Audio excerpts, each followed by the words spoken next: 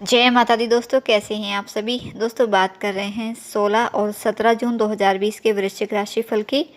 जानते हैं कि जून माह के ये 2 दिन आपके लिए कैसे रहने वाले हैं। और साथ ही 17 जून को योगिनी एकादशी भी है। तो योगिनी एकादशी का शुभ मुहूर्त क्या रहेगा, पारण का समय क्या रहेगा और इस दिन चावल क्यों नहीं खाए जाते, तो इस विषय पर चर्चा रहेगी। और साथ ही आगे बढ़ूँ इससे पहले मेरी आपसे रिक्वेस्ट है दोस्तों, अगर अभी तक आपने मेरे चैनल को सब्सक्राइब नहीं किया है तो प्लीज़ इसे सब्सक्राइब ज़रूर कर लें और पास में बने बेल आइकन को भी ज़रूर प्रेस कर दें। इससे आपको मेरी सभी आने वाली नई वीडियोस की जो भी नोटिफिकेशन है वो आपको मिल सकेगी। तो राशिफल जानने से पहले 16 और 17 जून का पंचांग जान लेते हैं। पहले 16 जून की चर्चा करेंगे। तो 16 जून 2020 दिन मंगलवार रहेगा। आषाढ़ माह कृष्ण पक्ष की दशमी तिथि रहेगी और अश्विनी नक्षत्र रहेगा। और अभिजीत मुहूर्त रहेगा सुबह 11:53 से दोपहर 12:49 तक।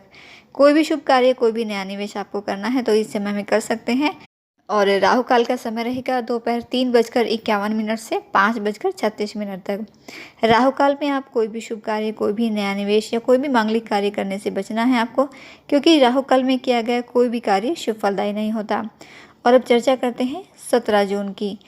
17 जून 2020 दिन बुधवार रहेगा और आषाढ़ कृष्ण पक्ष की एकादशी तिथि रहेगी। भरणी नक्षत्र रहेगा इस दिन। और इस दिन कोई भी अभिजीत मुहूर्त नहीं रहेगा। राहु काल का समय रहेगा दोपहर 12:22 से लेकर 1:06 तक। राहु काल में आप कोई भी शुभ कार्य, कोई भी नया निवेश करने से बचें। और अब बात करते हैं वृश्चिक राशि फल की। जानते हैं कि ये 2 दिन आपके लिए कैसे रहने वाले हैं। तो 16 और 17 जून के ये 2 दिन आपके लिए कुछ चुनौतीपूर्ण रह सकते हैं। चाहे आप व्यावसायिक हैं, चाहे आप नौकरी पेशा हैं, किसी से भी बेवजह इस समय उलझने की आपको बिल्कुल भी आवश्यकता नहीं है, क्योंकि इस समय थोड़ा मानसिक तनाव आपका रहेगा।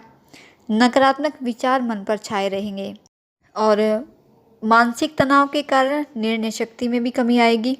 तो इसीलिए इस दौरान आप महत्वपूर्ण निर्णय लेने से बचें। और अगर ज़रूरी है किसी निर्णय को लेना तो किसी अनुभवी मित्र या किसी अनुभवी व्यक्ति की सलाह से ही लें। इन दिनों आमदनी के नए स्रोत आपको मिलेंगे, आपकी आय बढ़ेगी ये 2 दिन, लेकिन साथ ही आपके खर्चों में भी बढ़ोतरी होगी जो आपके लिए परेशानी का कारण साबित हो सकती है। तो इसलिए अनावश्यक खर्चों पर भी नियंत्रण रखें। और व्यापार में भी निवेश से बचना है आपको। पैसा उधार न दें इस समय में और न ही किसी से लें। और अगर इन 2 दिनों में यात्रा पर जाने का विचार है तो यात्रा अगर टाल जाएंगे तो ज़्यादा आपके लिए बेहतर रहेगा, क्योंकि यात्रा के लिए ये समय आपके लिए अनुकूल नहीं है। क्योंकि इस समय आप कुछ मानसिक परेशानियों से घिरे रहोगे, तो थोड़ा मन आपका उदास भी रहेगा, स्वभाव में थोड़ा गुस्सा भी रह सकता है। तो क्रोधी स्वभाव के कारण पारिवारिक सदस्यों के बीच थोड़ी कड़वाहट हो सकती है।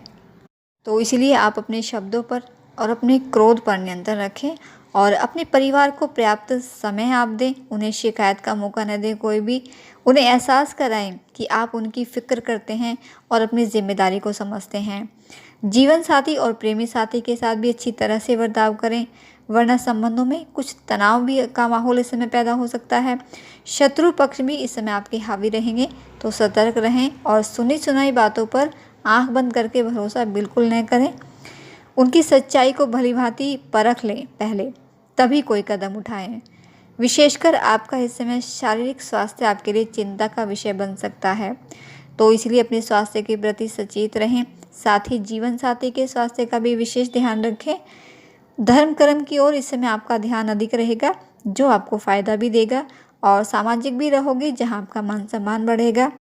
कार्य क्षेत्र में कामकाज के सिलसिले में आपको विशेष रूप से ध्यान देना होगा। शेयर सट्टे से बचें।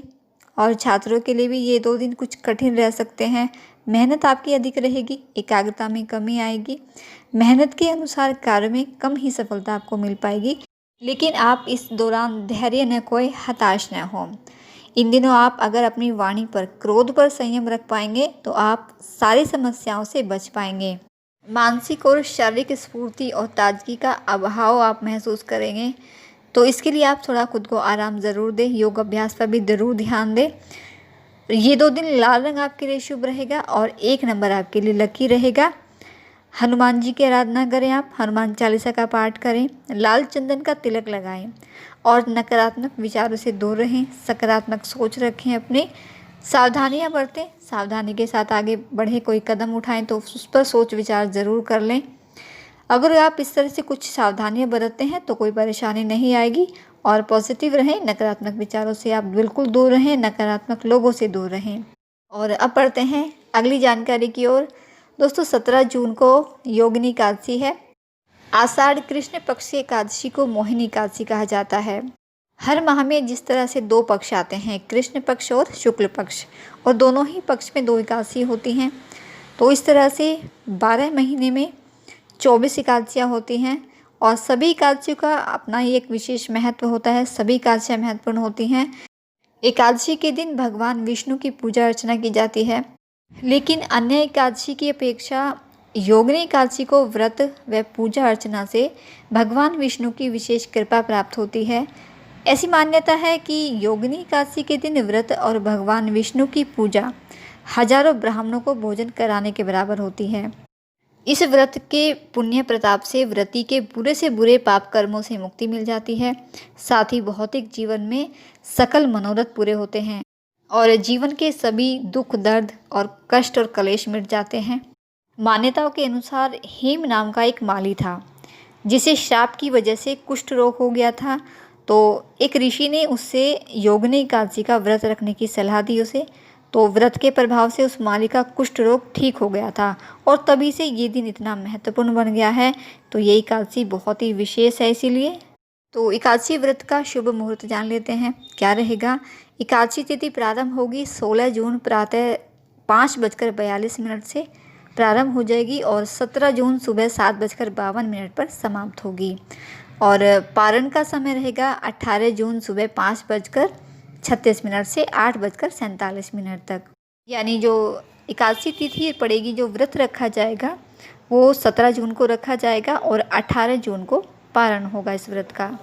तो एकादशी के दिन पहले सुबह प्रातःकाल जल्दी उठें, स्नान करें और नहाने के पानी में थोड़ा सा गंगा जल डालकर स्नान करें, साफ़ सुथरे वस्त्र पहनें और इसके बाद मंदिर में भगवान विष्णु जी की मूर्ति या फ़ोटो स्थापित करें। इसके बाद उनकी प्रतिमा पर अक्षत, फूल, मौसमी फल, नारियल, तुलसी पत्ता और मेवे अर्पित करें और पूजा आरती करें। कथा का श्रवण भी जरूर करें। खुद नहीं कर सकते हैं, पढ़ सकते हैं तो दूसरों से सुन ले, लेकिन कथा ज़रूर सुने इस दिन। और व्रती इस दिन बिल्कुल भी दिन में भी सोए न। इसके साथ ही पूरा दिन भगवान श्री हरि विष्णु जी का स्मरण करते रहें। ओम नमो भगवते वासुदेवाय नमः, इस मंत्र का उच्चारण करते रहें, अपने मन ही मन करते रहें, लेकिन स्मरण ज़रूर करें। शाम के समय में भगवान श्री हरि विष्णु जी का स्मरण करें, उनकी आरती पूजा अर्चना करें और इसके बाद फलाहार करें। जो भी एकादशी का व्रत रखते हैं तो व्रत रखने वाले एक दशमी तिथि से ही इसके नियमों का पालन करें। दशमी तिथि से ही जो एकादशी का व्रत है उसके नियमों का जो पालन है वो शुरू हो जाता है। दशमी तिथि को ही लोगों को सादा भोजन करना चाहिए, ब्रह्मचर्य का पालन भी करें, मांसाहार के भोजन से बचना है बिल्कुल। और सबसे जो खास बात है एकादशी तिथि की, एकादशी के दिन चावल नहीं खाए जाते, चावल का परहेज करना है। बल्कि दशमी तिथि को भी चावल नहीं खाने चाहिए जो भी व्रत रखते हैं। नाखून नहीं काटने चाहिए, बाल में कंघी नहीं करनी है, बाल नहीं धोने चाहिए एकादशी तिथि के दिन। और सबसे बड़ी बात जो मैंने बताई कि चावल नहीं खाने हैं इस दिन, चावल से बिल्कुल परहेज करना है। चावल क्यों नहीं खाए जाते हैं इस पर चर्चा करते हैं।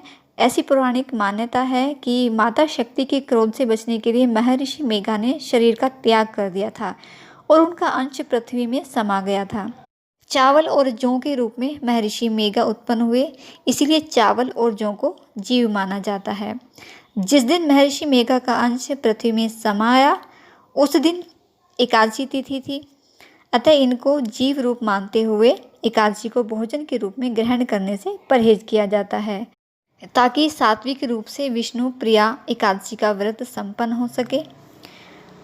और जो लोग किसी कारण से एकादशी व्रत नहीं कर पाते हैं तो उन्हें श्री हरि एवं देवी लक्ष्मी की कृपा पाने के लिए एकादशी के दिन खान पान एवं व्यवहार में सात्विकता का पालन करना चाहिए। इस दिन लहसुन, प्याज, मांस, मछली, अंडा नहीं खाएं, झूठ एवं किसी को अप्रिय वचन न बोलें, प्रभु का स्मरण करें पूरे दिन, तो इससे भी आपको उतना ही पुण्य प्राप्त होगा। ज्योतिष मान्यता ऐसी है कि चावल में जल तत्व की मात्रा अधिक होती है, जल पर चंद्रमा का प्रभाव अधिक पड़ता है। चावल खाने से शरीर में जल की मात्रा बढ़ती है, इससे मन विचलित और चंचल होता है। मन के चंचल होने से व्रत के नियमों का पालन करने में बाधा आती है। एकादशी व्रत में मन का पवित्र और सात्विक भाव का पालन अति आवश्यक है, इसीलिए एकादशी के दिन चावल से बनी चीज़ें खाना वर्जित कहा गया है। तो एकादशी के दिन चावल नहीं खाने का जो कारण है वो ये है, ऐसी कुछ मान्यताएं हैं, इसीलिए चावल नहीं खाए जाते एकादशी के दिन। तो इसलिए आप चाहे व्रत रखें या ना रखें, लेकिन एकादशी से जो संबंधित जो भी नियम है उनका पालन आप ज़रूर करें। और जब पारण करें जिस दिन, तो उससे पहले आप पारण करने से पहले, अपना व्रत खोलने से पहले, यानी आप ब्राह्मणों को भोजन कराएं, दान दक्षिणा देकर उन्हें विदा करें, तभी आप अपने व्रत का पारण करें।